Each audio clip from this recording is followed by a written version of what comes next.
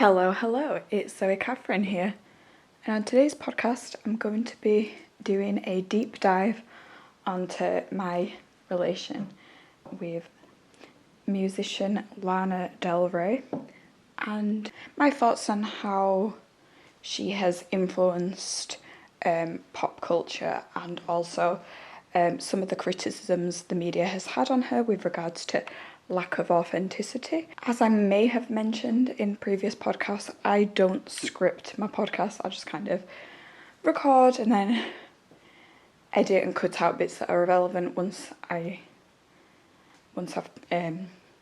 said everything I want to say. So I don't do these like very organised video essays that I see people do on YouTube. I don't tend to cite sources and such things. I am thinking maybe in the future I might start doing that just to sort of improve the quality of my videos rather than me just kind of saying things and making things up as I go along and being quite unorganised with the way my videos are structured. As well, I've also considered adding more visuals to them. You might have noticed that a lot of my podcasts, they just kind of involve one or two images and then sort of edited to look a little bit different to the original image, or I might use one of my own images. And I tend not to include video clips or audio clips. If you're wondering why that is, I do actually kind of like the idea of using video clips because I think it would engage more viewers. I think more people would want to watch my videos if I did that, and more people would stay watching my videos once they've clicked on it. I think it would make the videos much more visually interesting. However, the reason I've not been doing that is because I have a slightly irrational fear of copyright. Because I do put quite a lot of effort into my videos, you know, working a 40-hour week and having a lot of other commitments. I don't get a lot of time to make these videos, so it is quite a lot of effort for me to make them. I'm not, I don't get paid to make these videos. If I ever did monetize them, obviously, I would say so, but obviously I don't have a subscriber count or the amount of views to monetize them. And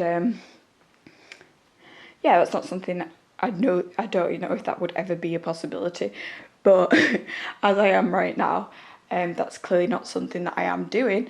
So because of that, this is literally a hobby to me.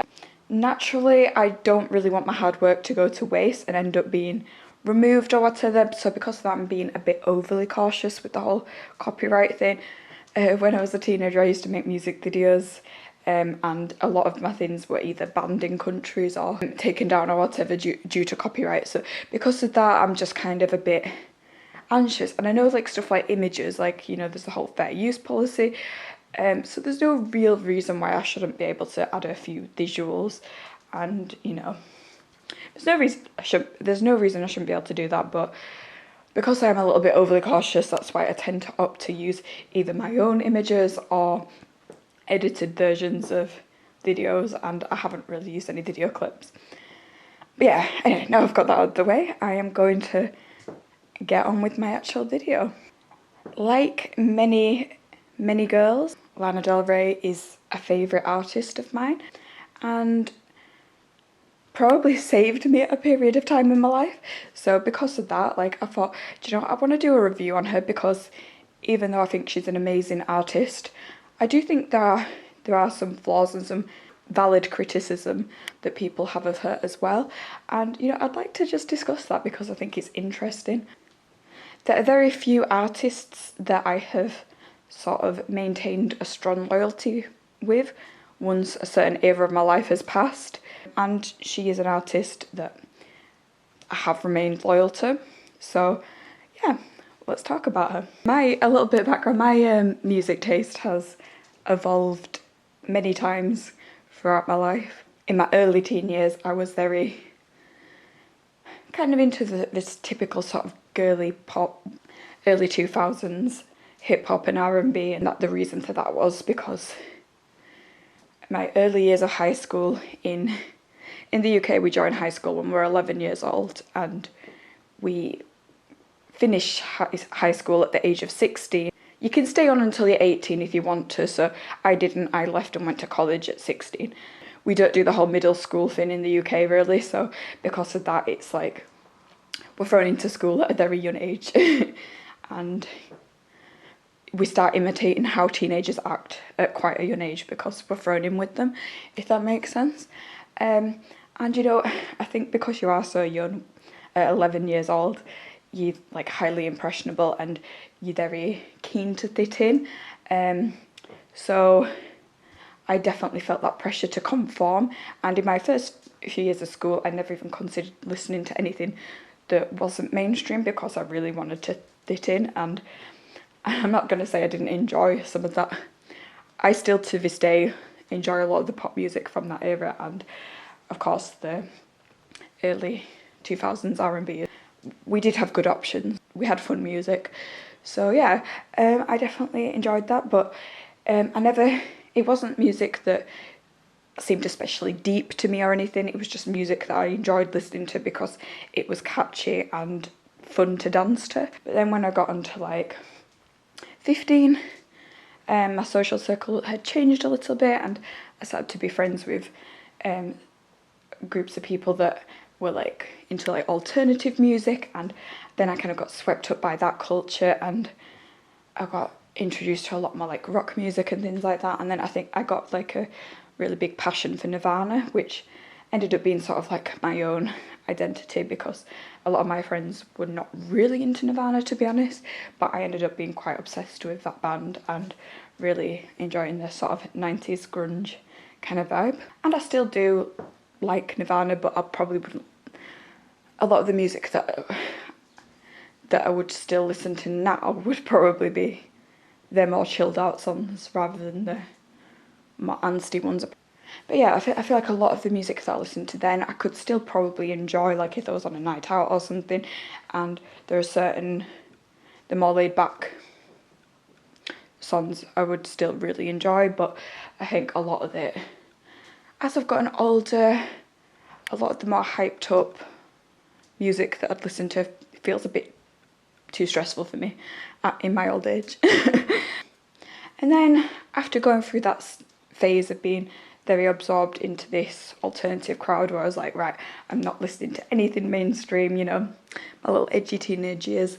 Then when I got to 18, I wanted to leave behind that phase because I was no longer friends with a lot of those people, and I'd had some fairly negative experiences in that period of my life. It was probably the hardest time of my entire life, to be honest. And because of that, I'd gone from this associating this kind of music with something very rebellious and fun and feeling like I was developing my own identity outside of mainstream conformity. I went from feeling like that to like, actually I associate this with some really, really bad, tough times in my life that are quite traumatizing that I would much rather forget about. And because of that, I then turned away from this identity and was, you know, seeking out a new energy, a new type of music. And also around about the time I was 18, I was hit with probably like the worst depression I had ever experienced in my life. I had basically gone from being a teenager with mood swings up and down. One minute everything's ending, the next minute you're having the best time ever. I'd gone from that kind of era of experiencing a lot of highs and lows, and I'd gone from that to not really having any emotions at all and feeling extremely robotic. And yeah, it was just a really difficult time for me. There was numerous reasons why I felt that way, which I'm not going to get into, but the point is I felt how I was experiencing a lot of apathy, and I no longer had the energy for any kind of music that was more passionate in any kind of way. I was really needing something that was more relaxing and easy to digest, and something that understood that melancholic feeling that I had where it just felt like I was really struggling to find meaning and purpose in my life. And that happened to be the time when I started to get into Lana Del Rey, and her energy, her sound, it was like everything that I was feeling. Like, it was calming, it was soothing. A lot of her music's like a lullaby. She had this amazing way of telling stories, you know, toxic love stories, and a lot of questioning of mortality and the meaning of life. And a lot of her music had that element of creating fantasy, of glamorizing both negative events, but it's the way that she sang about those topics. It's the way she had the ability to narrate a story and create characters, to create visuals, and it was sort of like this empathy, this understanding of how I was feeling, and this way of trying to create meaning and create purpose with like the empty spaces that are left for us. I don't know, she just had a certain way of doing this that really resonated with me, and she definitely seemed to understand the perspective of teenage girls, which being 18 you are still technically a teenager, and yeah, I just found her very relatable on an emotional level, even though some of the songs she was singing, it was very like about like gangsters or living in a trailer park or being a millionaire's daughter or going off to a boarding school for being, as a punishment for being an alcoholic as a teenager. And it was she'd said about these experiences that I hadn't necessarily experienced, but the emotional realism felt very relatable. And you always had this sense with her music that she was creating a story, that this was a Hollywood film she made for you with her words, with her lyrics, and that a lot of it was more emotionally real than literally real. And I think that is why people were drawn to her, because in our heads we do create a lot more meaning in our lives than what's actually happening in reality. And she definitely played into that sort of fantasy element that people have when they listen to music. And then she also had this very unique way of drawing you in visually as well. She had these like homemade videos, which when you're somebody that is not from a rich, well-connected family and you're feeling a little bit like lost, like that feeling that you don't have a lot of control over your destiny, to have someone make a homemade video and for it to go viral and become so popular, it did sort of add validity to my own creative projects, because I'd been making my own creative projects since really young, but I'd always felt like ashamed that instead of doing things the traditional route, like getting spotted, getting noticed, and just organically becoming well known through making things naturally, I always felt kind of ashamed that I was using stuff like, I felt a bit amateur, like I'm making things on YouTube. You know, I'm not just getting discovered, I'm making things and uploading it through a social media site. I always felt lame because of that. I always felt ashamed of that. And to see somebody who I respected so much creatively make their own homemade video and upload it onto YouTube and become well known out of it, it felt very iconic to me. And I also really enjoyed her unique perspective, because it felt like it wasn't this in-your-face alternative way of dressing. Like, it wasn't, you know, the sort of counterculture way of dressing that you might expect from, like, I don't know, say a punk or something, or even a chav, we might say in the UK, but it wasn't like that kind of mock kind of, you know what I mean? It was, she had this really unique combination of 1950s aesthetic, you know, appealing to the sort of Marilyn Monroe effect, and combining it with modern fashion and a modern sound. Like, her voice, she would sort of imitate the way Marilyn Monroe speaks, with this soft, beautiful, otherworldly, from another era sounding voice, both like in her speaking voice and in her music as well. And, you know, with her hair and her makeup, and then she'd combine it with like modern lingo and, you know, modern clothing, like an Adidas jacket or something. And just the combination was so unique and different and so uniquely her, like nothing I'd seen before at the time. And it was offering this very original new take on life, where you could be alternative in a more subtle way. You didn't have to literally dress like a goth, you didn't have to dress like a gangster, you know what I mean? You could have your own thing going on, and if you want to be more than one thing at the same time because you're influenced by more than one thing, you can.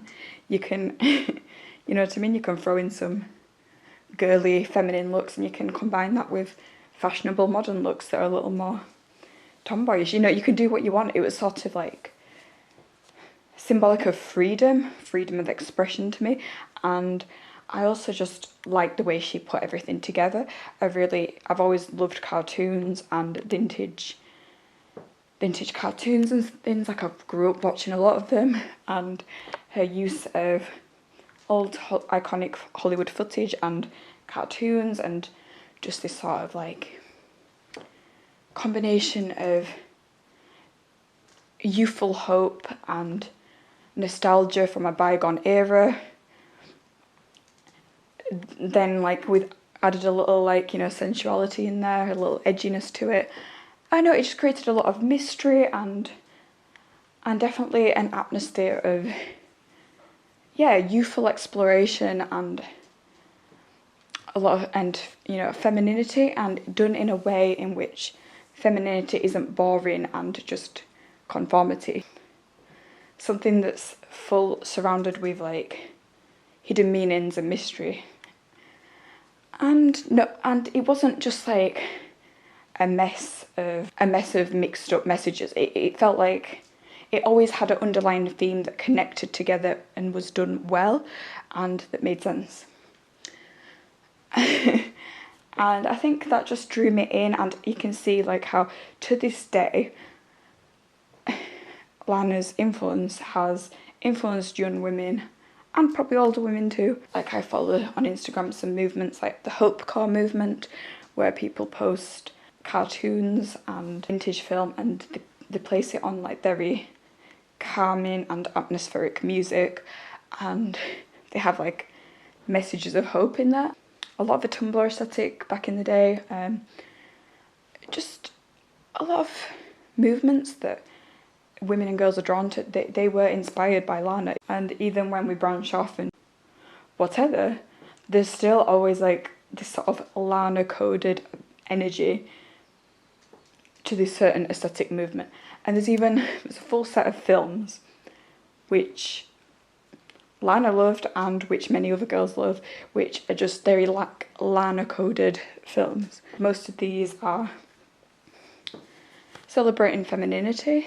They're exploring the complexities of adolescence and, you know, that important time that we as women go through when we're going through puberty and adolescence, and when we're learning about the world and trying to discover our own identities and who we are and how we fit into the world, and, you know, the darkness that is within us even when we seem our most innocent. There's just a very feminine energy that sort of connects us all as women who enjoy her music, and it sort of like brings about a certain community. And, you know, I do want to point out as well, it's not to suggest that Lana isn't for everyone. It's not to suggest that she's not also for men, because I believe, just like I've listened to very masculine music in the past, music is for everybody, and I don't think you have to. I think if something resonates with you on any level, it is for you, in my opinion, and it doesn't matter who you are. So I'm not trying to suggest that Lana is only for women or only for girls, not at all. But I'm just saying, like, there's something unique about the influence that she's had on pop culture in feminine spaces. I'm going on to my thoughts on some of the criticism that Lana has had, particularly with regards to her lack of authenticity. Like, there are other things I could also mention, and with regards to criticism, like some of the things that she said that have been deemed anti-feminist, and maybe some of the other things that she said that could be deemed as offensive, depending how you take it. And, you know, I'm not going to really go into those in this video, just because I don't want my video to be too long, and I want to focus on the main theme of the video, which is the criticism she's had regarding authenticity. with regards to a lot of the criticism she's had about being anti-feminist or not understanding of some cultures, for me, I personally think that I feel like only she really knows how she feels about that, and she's never said anything explicit enough to me for me to be able to say that I know either way how she really feels about these things. I do also think that it is important to note that you shouldn't meet your heroes.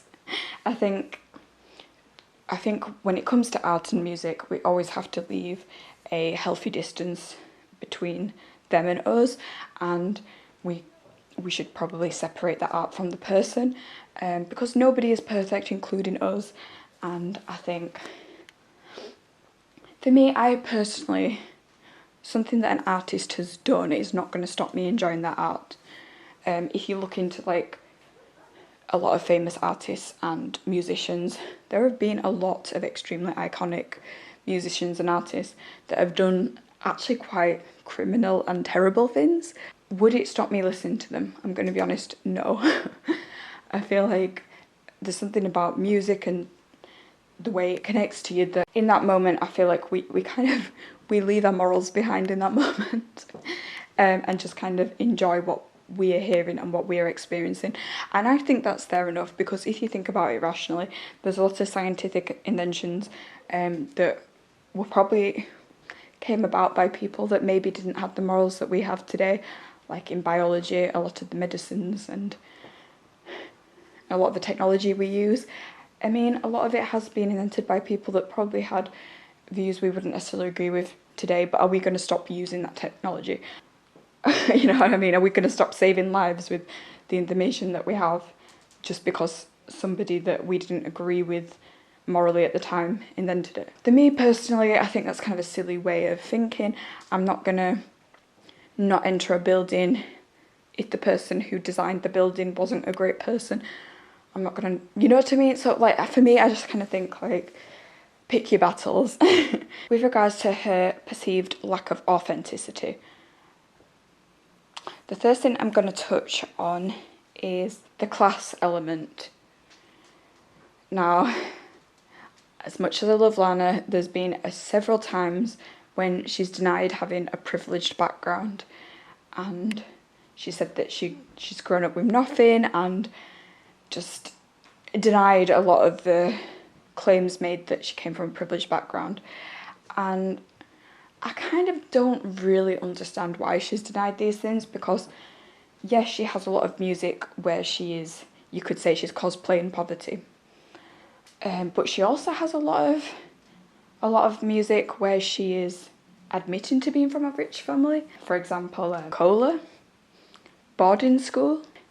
She has both unreleased music and released music, and I definitely got on the train of listening to a lot of her unreleased music, a lot of her failed projects. For some reason, a lot of that music was even better to me than the released stuff. But yeah, she does sing about these things. She sings about being in a wealthy family, and she sings about having a rich daddy and all this. She sings about these subjects. So it's kind of weird that she'd deny something that she's actually made so many tracks about. It's not like these are tracks that people didn't enjoy and that she'd have a reason to want to cover them up.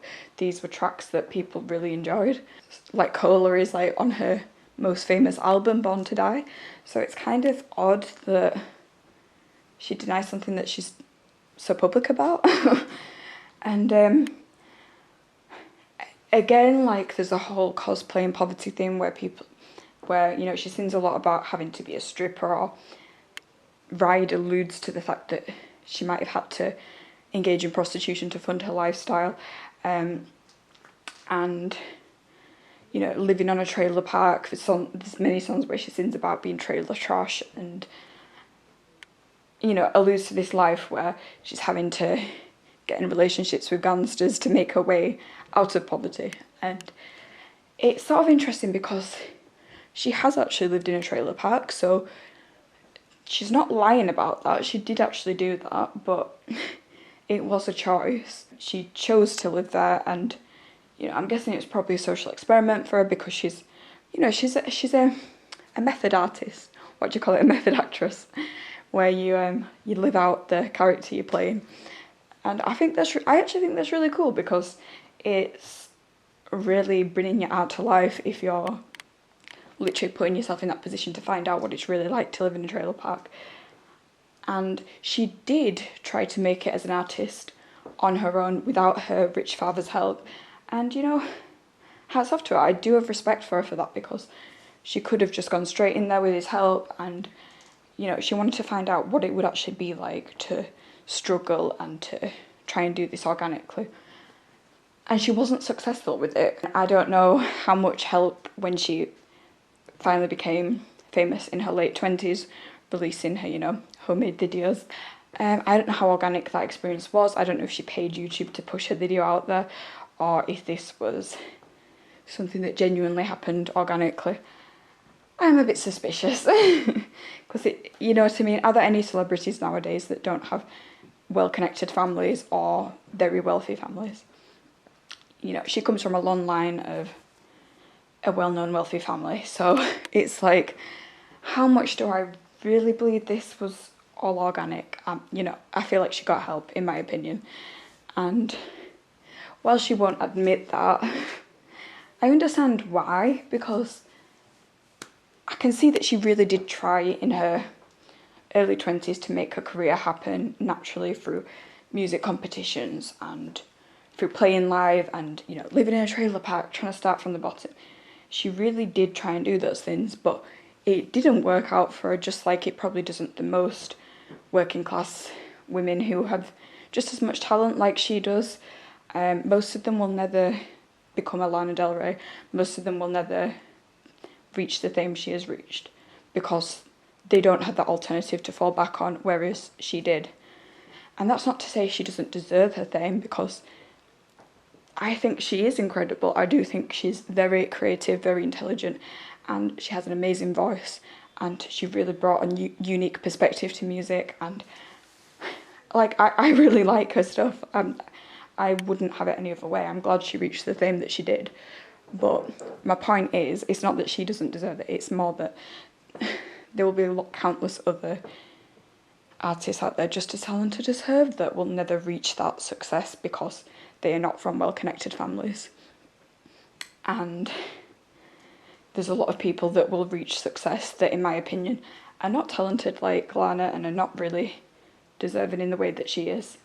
And a lot of them are only reaching that fame because they've got connections.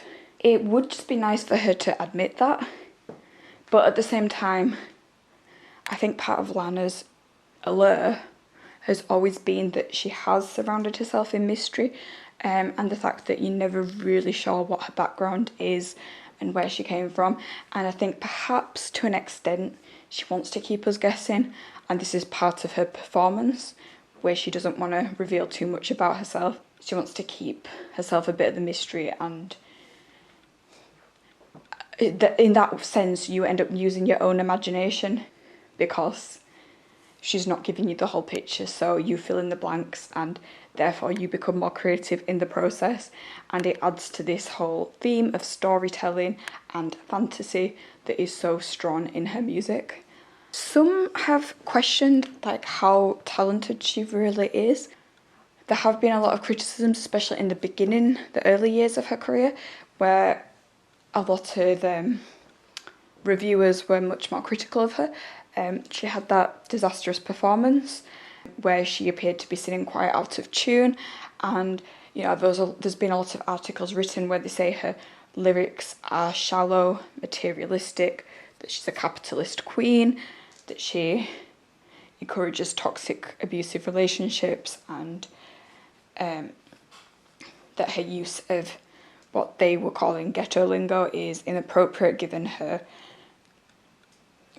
you know, background. A lot of them said she's quite repetitive in the way she often like describes objects in her music and reuses words such as crazy, for example.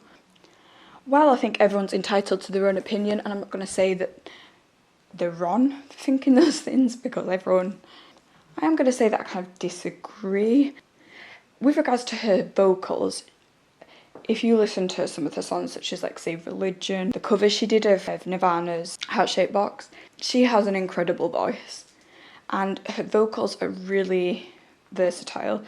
A lot of people say that her music sounds samey. Actually, if you listen to a lot of her unreleased music, she's got more upbeat, poppy sounding music. She's got more edgy kind of grungy sounding music. She does some country. You know, she sings the blues. She really goes out there. She's mixed up with lots of genres, and yet despite her covering so many different genres, it's still all so uniquely her. And in my opinion, that bad performance was just anxiety. Little embarrassing story. I used to want to do singing when I was a teenager, and some guy I was friends with asked if I'd sing to see if I was good enough, and I could actually sing decent when I was by myself. But the second I was being watched and I felt under pressure, like the anxiety I had took over my voice, and my voice was cracking. It sounded like my balls were breaking. It just sounded terrible. And he kind of said to me, well, I've heard worse live, which is a nice way of saying I sounded absolutely shite.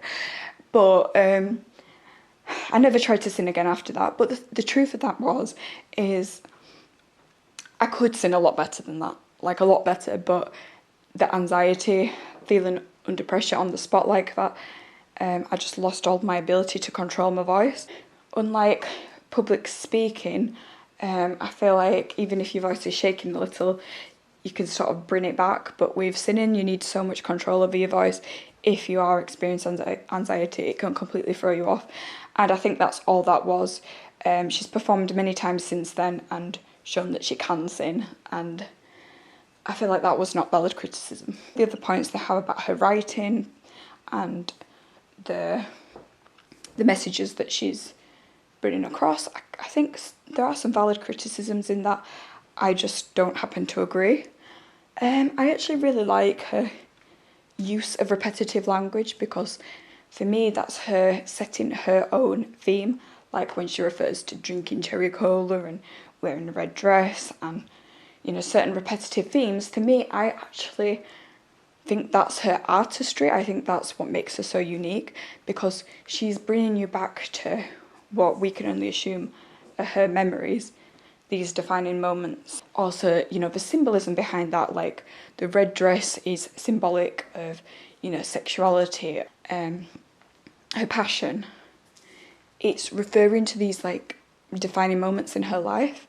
And while I understand that some people say, well, this is just like advertising certain products like Coca-Cola and such things, I don't think it is that. I think she's a bit deeper than that, to be honest.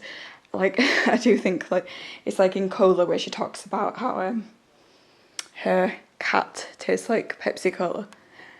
She said it's based on something that her boyfriend said to her, and it's obviously being used as a metaphor for like, oh, these Americana girls that think they're all that when they're not, they're just trash. And often her music is ironic. She refers to herself as this amazing queen everybody loves, but you sense the sadness in it, because this was her singing about the period in her life when she was an alcoholic.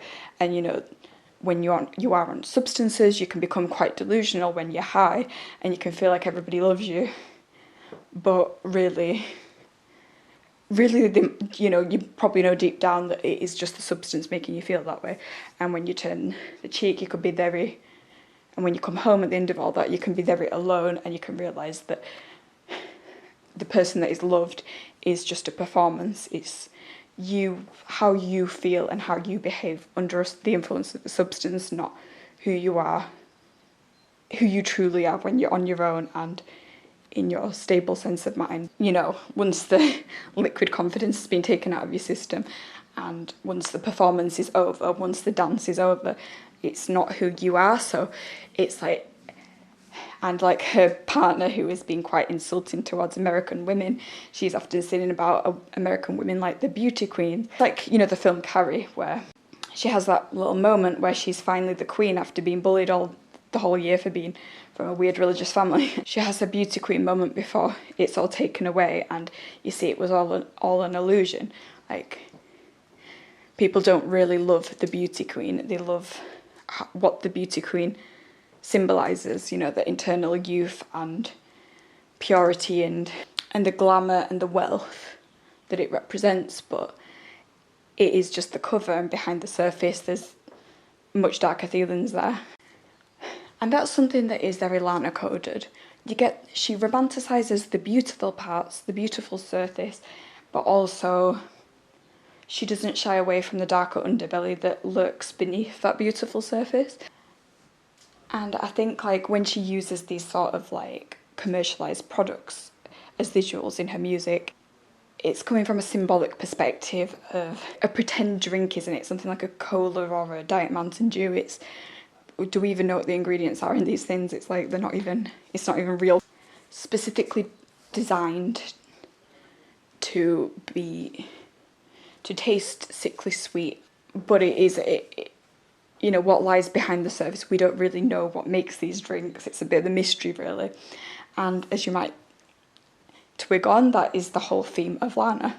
So for me, I think her use of repetitive language and symbolism is actually genius, and I understand the other perspective, I completely get it, but for me personally, I really enjoy it, and I like the way she sets the scene, like Off to the Races, for example. This is a story, like, she's really talking about that toxic love that we have all felt before, and as much as we might say, oh, it's bad to encourage that, I get that completely, and I think different music holds different purpose, but with her song, I feel, with her music, it is about forgiving yourself when you listen to it.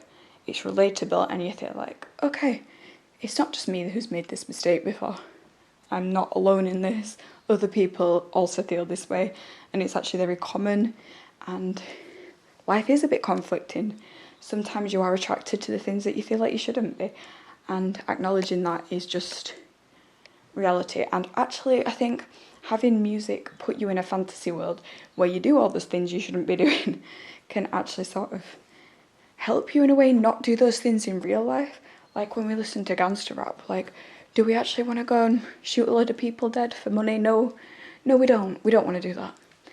But we still enjoy it when we listen to it, because it's like when you watch a film, when you watch a horror film, you don't actually want to be eaten by zombies or whatever it is. But it's like fairy tales. It's those cautionary tales. The more you put yourself in that moment, it's almost like you're learning not what to do through the art, so that you don't have to do it in real life, and so that you can experience those toxic highs through art instead of actually experiencing them in real life. And yeah, some people will say like this influences people to make the wrong decisions, and other people will say no, it just allows you to forgive yourself for being human and having non-perfect desires. It's just a matter of opinion, really. But as for her stories needing to be completely authentic, I don't think they do need to be. I think as long as they're emotionally real, I don't think her stories have to literally have happened. And I think that's why people love it. In fact, the more wild a story is, the less likely it is to have been a real experience that she had. Therefore, the more relatable she becomes.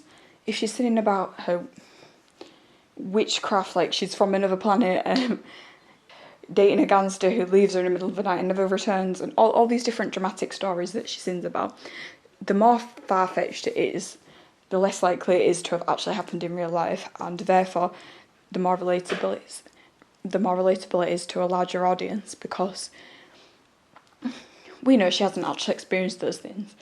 This is just like a fantasy story, like a teenage girl writing a story in her bedroom. But we can all fantasize. Whether you're locked away in solitary confinement in a prison somewhere, or whether you're in your bedroom as a school kid, or whether you're working a 9 till 5 as an adult, it doesn't matter where you are in the world, like how rich, how poor you are.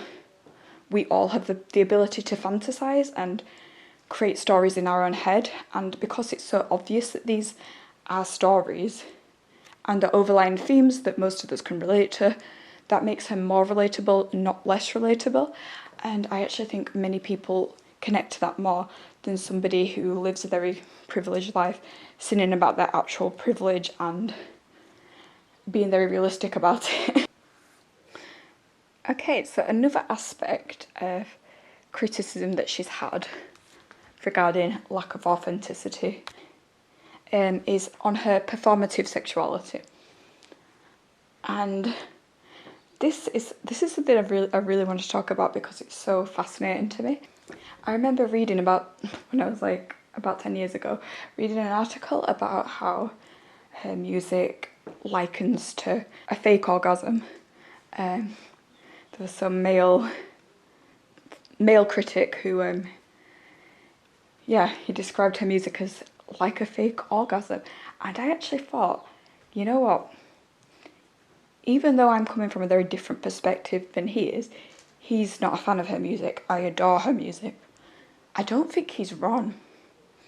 I think he is actually hitting the nail on the head, but he sees that as a bad thing, and I see that as a good thing, and I'm going to talk about why.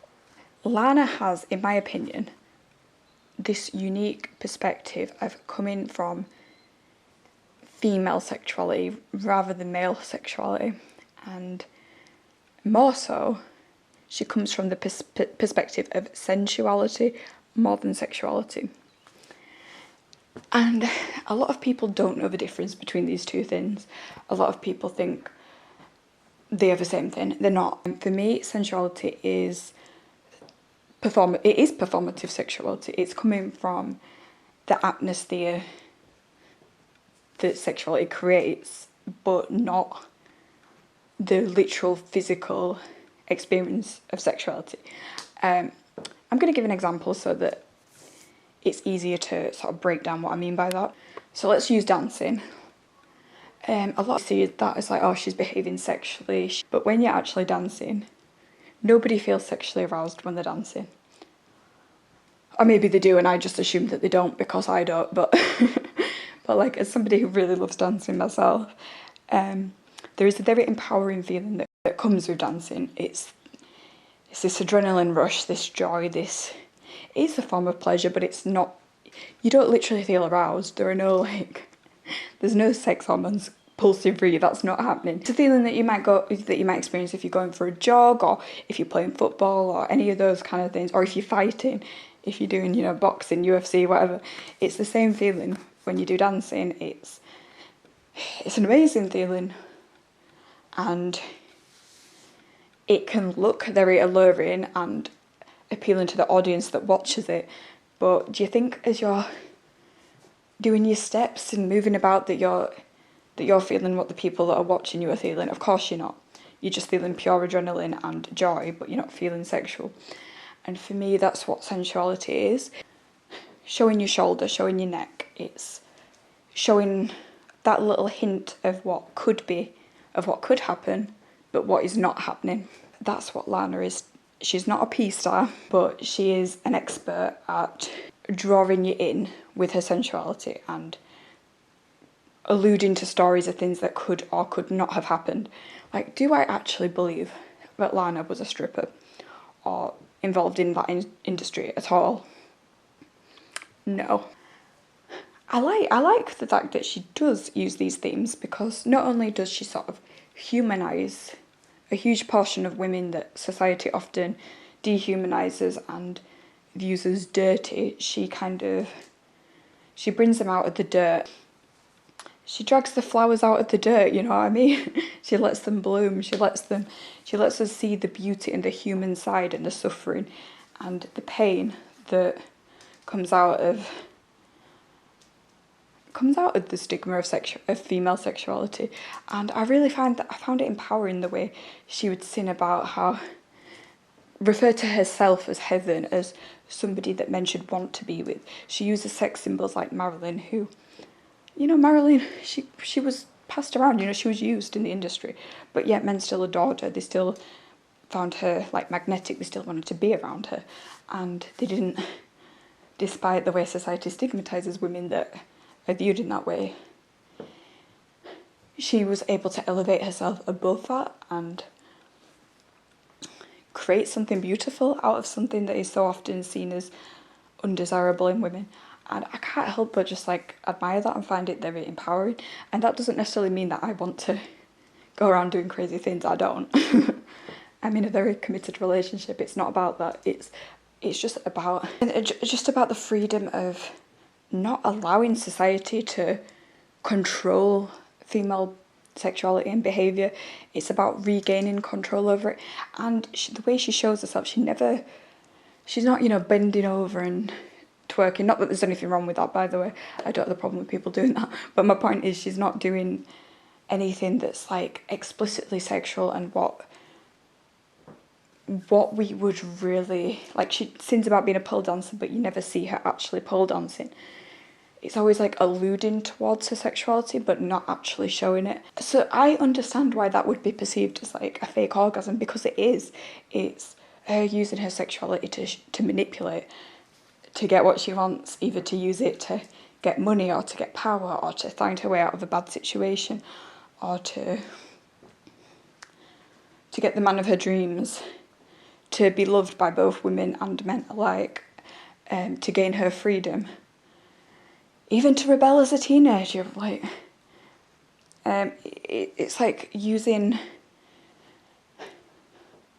the tool that women have often had to use to gain power in a world where women are often not respected just for their intelligence. The music is beautiful, and it makes you feel sensual, but it makes you feel like the red dress, but it doesn't make you feel aroused. It's not like the P word, it's not that. And because of that, a lot of men might look at that and think, this is forced, this isn't real, this is performance. And they are right, it is performance.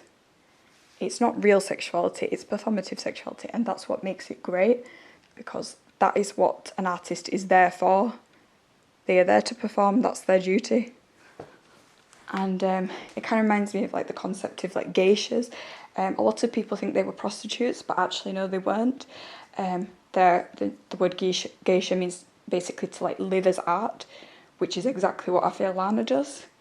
And basically they would be taught how to walk, how to speak, what actions to use, how to pour a cup of tea. And they do it in such a way where they seem otherworldly, with, you know, the special makeup, the white face to light up in the dark. Everything is symbolic, everything means something. And they're there to add mystery and to excite a man, but to show him what could be, but not to give it all up, not to give it to him. Just to, again, provide a fantasy. And yeah, now this is coming on to my final point before I decide to close this up, because it might get too long.